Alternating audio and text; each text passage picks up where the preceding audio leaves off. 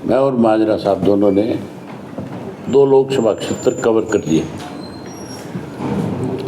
पहले 3 दिन कुरुक्षेत्र में लगे थे, रोजाना 3 असेंबली कॉन्स्टिट्यूंसीज की मीटिंग हमने करी, और अब 3 दिन से पहले हमने नरवाना किया, नरवाना, टोहाना और रतिया, उसके बाद फतेहाबाद और एलनाबाद और रानिया किया। आज डबवाड़ी के बाद काणावाड़ी, अब सरसा की मीटिंग थी। ये जो हमारी मीटिंगें थी, इनमें हमने कार्यकर्ताओं की बैठक बुलाई थी ताकि इलेक्शन की उनकी आगे जिम्मेवारी लगाएं कि उन्होंने किस तरह से पार्टी के प्रचार प्रसार को आगे बढ़ाना है, कैसे जोन के सत्र के ऊपर अलग अलग जिम्मेवारी किस किस साथी की क्या क्या है उसके लिए। लेकिन ये हमारी मीटिंगें कार्यकर्ताओं की मीटिंग थी, वो जलसों में तब्दील हो गई। मतलब कोई मीटिंग ऐसी नहीं थी जिसमें 5-4 हज़ार लोगों की हाजिरी ना हो। जो लोग इंडियन नेशनल लोकदल पार्टी को कहीं बहुत कम आंकते थे, आज उन लोगों के फोन आने शुरू हो गए। अब तो एक चर्चा का विषय बन गया पूरे प्रदेश में कि इंडियन नेशनल लोकदल पार्टी जो है वो एक अलग तरह का 4 तारीख को जब रिजल्ट आएगा जून को, तो लोगों को तो अचंभा नहीं होगा, लेकिन जो हमारे विरोधी है उनको बहुत तकलीफ होगी उससे। मैं हमारे कार्यकर्ताओं की मेहनत के बलबूते पे एक बात खुल के कह सकता हूँ कि सरसा लोकसभा सीट जो हम लाखों वोटों से जीतेंगे,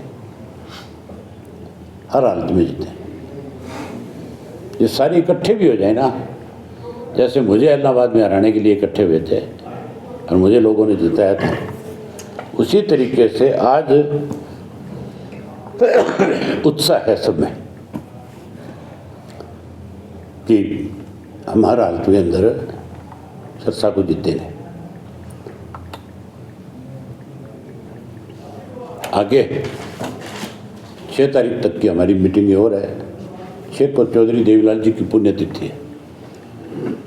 आपके माध्यम से मैं सारे प्रदेश के हमारे पार्टी के साथियों से कहना चाहूँगा, जो चौधरी देवीलाल के प्रति श्रद्धा रखते हैं, उन लोगों से भी कहना चाहूँगा कि प्रदेश भर के अंदर जगह जगह पे चौधरी देवीलाल जी के स्टैचू लगे हुए हैं।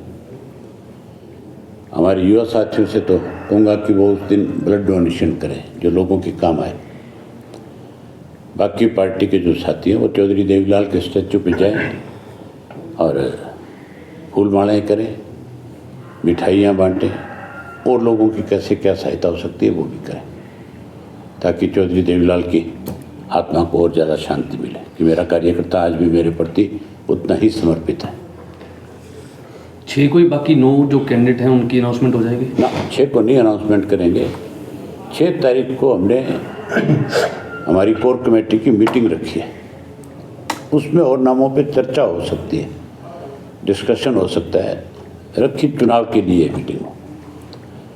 उसमें चौटाला साहब होंगे, उन्हीं की अध्यक्षता में मीटिंग होगी दिल्ली में। फिर उन्हीं के दिशा निर्देश के अनुसार आगे की रूपरेखा तैयार करेंगे।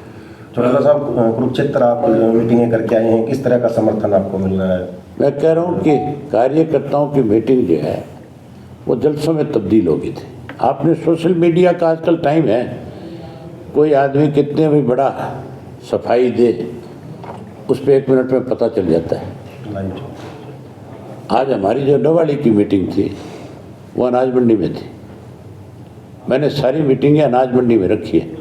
कार्यकर्ताओं की बैठक कोई अनाज मंडी में नहीं रखता, अनाज मंडी में जलसे हुआ करते हैं। रैली होती है।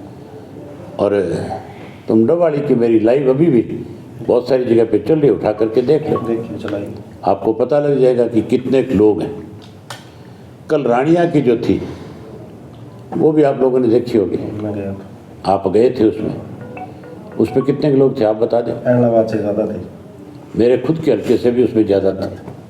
ज़्यादा का मतलब ये नहीं कि कोई 1500, जोश भी ज़्यादा था। हाँ 1500 नहीं, मतलब वो पूरा शेड भरा हुआ था।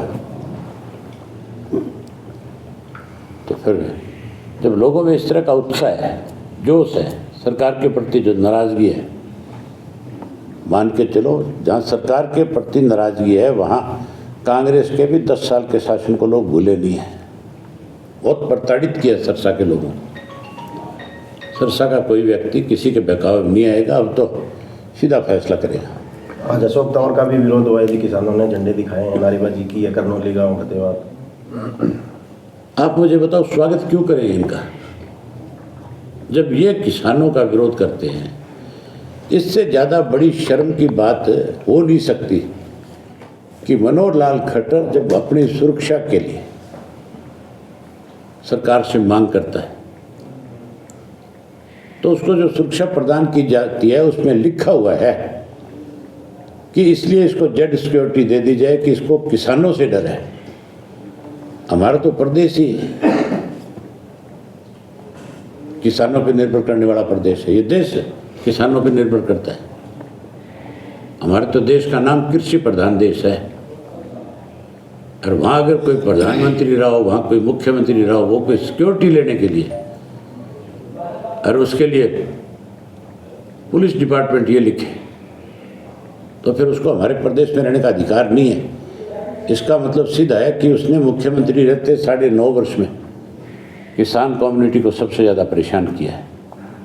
अब मौका है, वो किसान इससे बदला लेंगे, इसीलिए इनका जगह जगह विरोध होगा। एक समय ऐसा आ जाएगा चुनाव में कि हर गांव के अंदर जैसे किसान आंदोलन में लोग सारे राजनीतिक मतभेद भुला बैठे थे, उसी तरह भुला करके इनको गांव में बैनर लगा करके गांव से बाहर निकाल देंगे। जहां बीजेपी वाले नेता चाहे सीएम या पीएम में कहीं भी जाते हैं, एक ही नारा उनका रहता है कि हम 400 पार कर रहे हैं। यहाँ पे 75 पार का नारा लगाया था, 40 में सिमट गए थे। कुछ स्वार्थी थे, भूख ज़्यादा थी, सत्ता में जाना चाहते थे, उनकी वजह से सरकार बन गई। तो 400 पार की बात करते हैं, जो हरियाणा के 10 की 10 जीतने की बात करते हैं। सरसा तो तुमने अपनी आंख से देख ही लिया, 400 पार नहीं है, 200 पार भी नहीं कर पाएंगे। ये जो ईडी है, ये ईडी ही ले बैठ जाएगी। आप किसी को दबा करके, डरा करके, धमका करके वोट नहीं ले सकते। दिल जीत करके तो ले सकते हो, किसी के लिए अच्छा करके ले सकते हो, लेकिन वैसे नहीं। बच्चा, एक तरफ तो बीजेपी कांग्रेस मुक्त भारत की बात करती थी, कांग्रेस युक्त बीजेपी होती जा रही है, कैंडिडेट नहीं मिल रहे इनको। पिछले लोकसभा के चुनाव में जिन लोगों को इन्होंने टिकटें दी थी उसमें मैक्सिमम कांग्रेस से आए हुए लोग थे।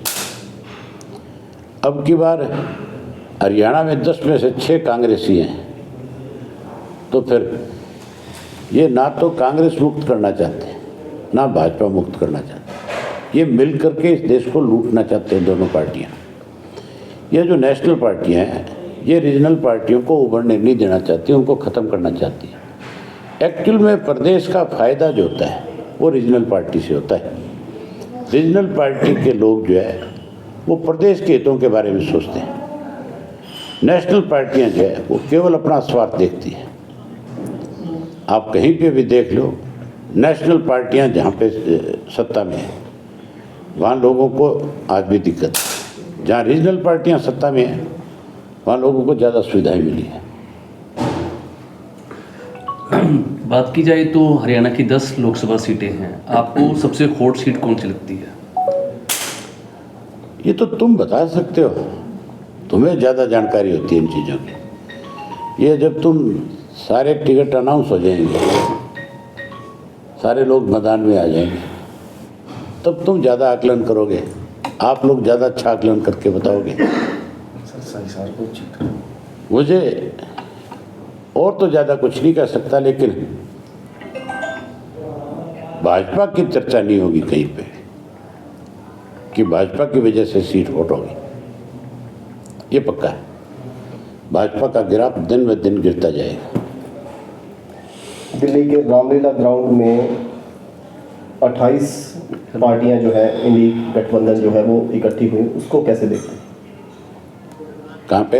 कल रैली दिल्ली के अंदर रामलीला मैदान इंडिया गठबंधन की। हाँ, अरविंद केजरीवाल को लेकर वो 28 इकट्ठे होकर के टिकटों का बंटवारा तो कर ले पहले, आप दूर क्यों जाओ?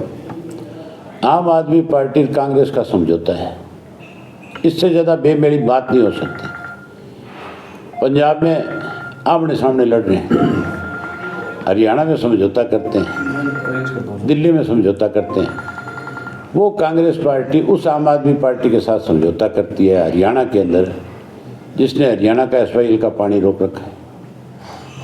आप उसको कैसे गठबंधन कह सकते हो? ये स्वार्थ है, और स्वार्थ कभी सिरे नहीं चढ़ सकता।